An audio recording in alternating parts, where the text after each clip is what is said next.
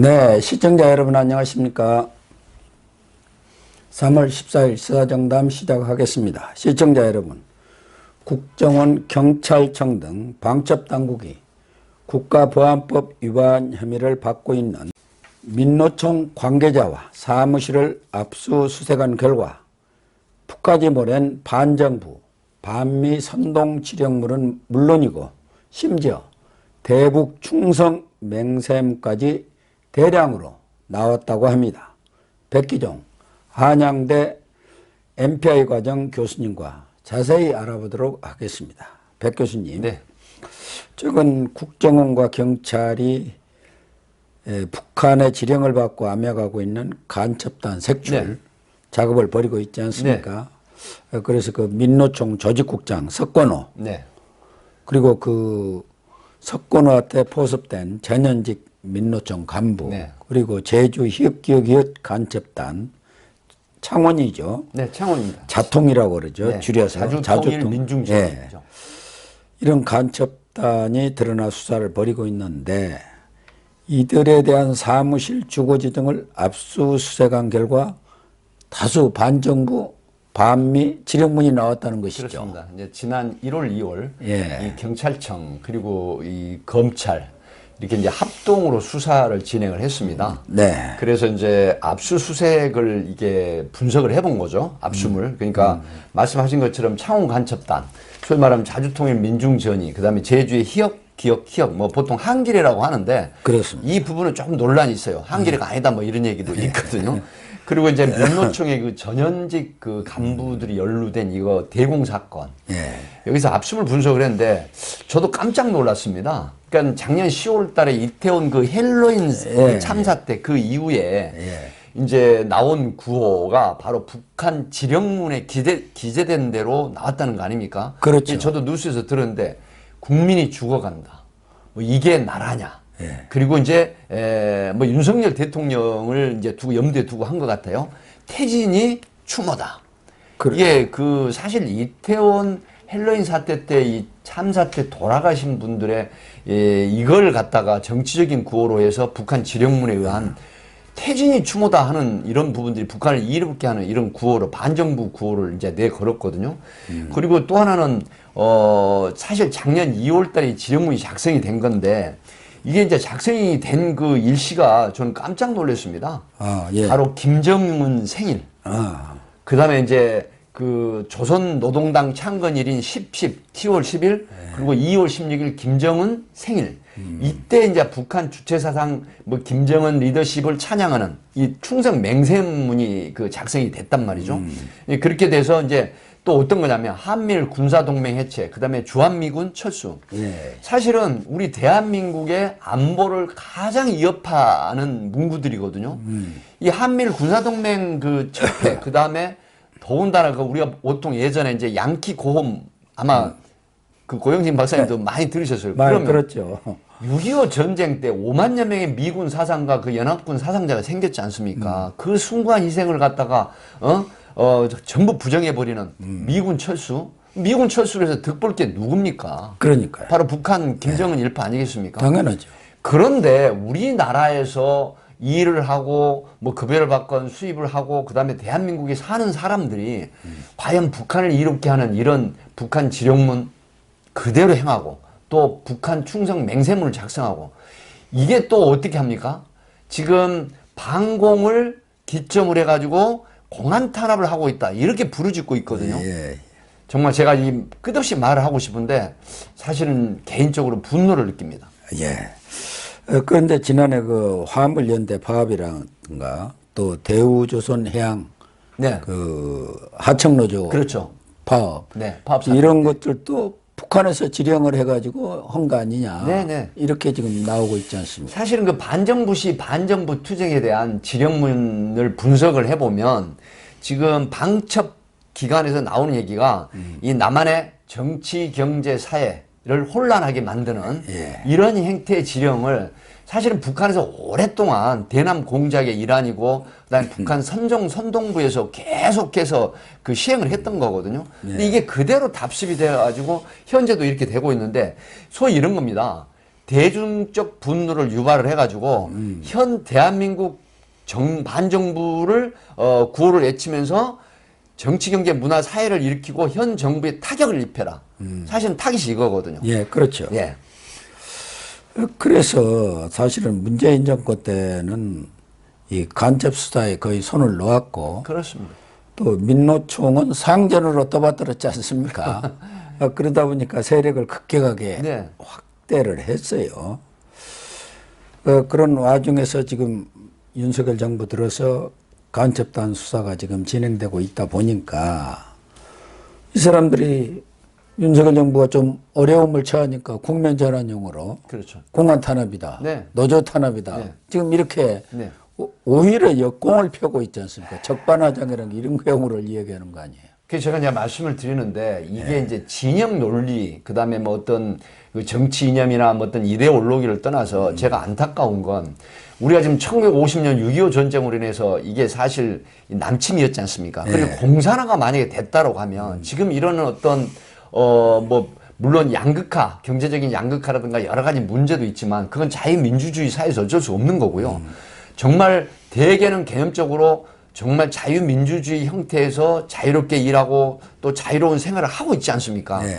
이런 상황에서 정부가 바뀌어서 북한에 접촉된 소위 말하면 종북적인 이런 부분을 척결하겠다. 이런 부분에 있어서 또 현실적으로 입법성이 분명히 있고 우리 한국 정부를 이태롭게 하는 이런 대북 활동, 소위 말하면 북한을 이롭게 하는 이런 친종북 성향, 이런 부분을 내버려두고 방치를 한다고 하면 어떻게 되겠습니까? 독버섯처럼 피어오르는 이런 부분들이 나중에 감당하기 어려울 만큼 커지거든요. 네. 그런 상태에서 앞에 제가 말씀드린 것처럼 정치, 경제, 문화 이런 혼란이 일어나게 됩니다. 그리고 이 반정부 선동하는 부분이 결국은 친종북 성향 이게 먹혀 들어가게 되면요. 사실은 걷잡을 수 없는 집회 시위가 일어나면서 반정부 소요 사태가 일어나게 됩니다. 이런 부분들을 사실 척결을 해야 되고 그다음에 싹부터 잘라야 됩니다. 그렇지 않으면 이 자유민주주의 형태 대한민국이 상당히 안보에 위협이 간다.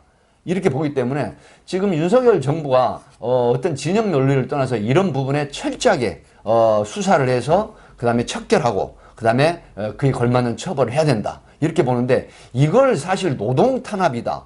그다음에 공안 탄압이다. 이렇게 간다고 하는 부분은 이것도 역시 북한의 지령에 일치하는 그런 선동이다. 이렇게 봅니다. 예. 그런데 이제 북한이 간첩을 포섭하고 내려보내는 그 두 가지 루트가 하나는 지금 민노총이 간첩의 숙주 역할 비슷한 걸 하고 지금까지 북한의 무슨 꼭두강시나 앵무새 네. 같은 역할을 한 것 아니냐 하나가 있고 과거 법원 재판으로 해산된 통진단계를 통진당. 이어받은 그 진보당 세력들 이석기 의원 지금 지금 나와 있습니다. 이석기 세력들이죠. 네. 그 사람들을 통해서 또 침투하는 이 두 가지가 있는 것 아니겠습니까? 사실 지금 이제 아루라고 그때 얘기를 했지 않습니까? 그래서 이제 민노총의 일부 친북 성향의 이 지금 간첩 사건에 연루된 조직, 그러니까 뭐 전현직 간부들, 그리고 이제 그 이석기 그 이제 일파들이죠. 이런 부분을 방금 말씀하신 것처럼 숙주 삼아서 이 반정부 선동이라든가 친북 성향의 종북 어떤 이런 역할을 하게 하는 거는 사실 가장 반정부 성향에 있는 사람들이 이 숙주 역할을 할 수가 있지 않습니까? 그렇기 때문에 저는 이 전체 방금 언급한 이런 민노총 전체 조직원이라든가 또 뭐 그 이석기 일파들 전체가 지금 여기에 연루됐다고 보진 않습니다. 물론이죠. 일부가 이런 형태의 어떤 숙주 역할을 하고 있다고 하는데 이 숙주 역할을 하는 걸 일거에 사실 척결하지 않는다라고 했을 때는 앞에 제가 말씀드린 것처럼 걷잡을 수 없는 소요 사태로 일어날 가능성이 있거든요. 그리고 지하 세력이라는 게 뭡니까? 사실은 예전에 보면 민중운동이라는 것도 어떤 각성되지 않는, 인지되지 않는, 그리고 일종의 그런 어떤 지식 부분에 있어서 약간 미치지 못하는 이런 사람들을 선전선동하고 그다음에 어떤 지식의 어떤 브레인을 이 전도시켜버리는 이런 행태가 있거든요. 그게 결국은 먹혀 들어가서 이게 세력화되고 조직화된다. 그럴 경우에는 사회적으로 혼란이 오고 앞으로 말씀드린 정치, 경제, 문화의 혼란, 그 다음에 여러 그 조직에 이런 어떤 역할들이 개입이 돼서 포섭이 된다고 하면 이거는 정부 차원, 정권 차원이 아니라 국가를 이태롭게 해버리는 그런 결과로까지 이어진다. 이런 데서 상당히 우려가스럽다. 그런데 이걸 공안 탄압이다, 노동 탄압이다라고 이렇게 얘기하는 부분은 역시 북한의 선전선동에 부합하는 그런 행태이다. 이렇게 봅니다. 사실 민노총 양경수 위원장도 이른바 NL 민족해방계열의 경기 동부연합 출신 아닙니까? 네네. 그리고 이석기의 후배예요. 그렇죠. 또 정치권에서도 윤명원 전 보좌관이 북한하고 연계됐다는 게 얼마 전에도 보도가 됐었고. 됐죠. 네.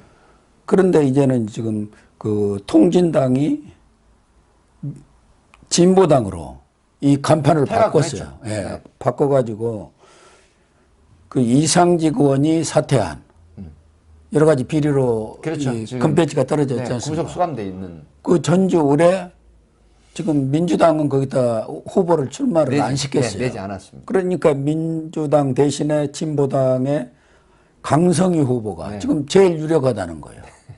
또 하나는 울산시 교육감이 노옥희 씨가 얼마 전에 사망을 했어요. 별세를 했어요.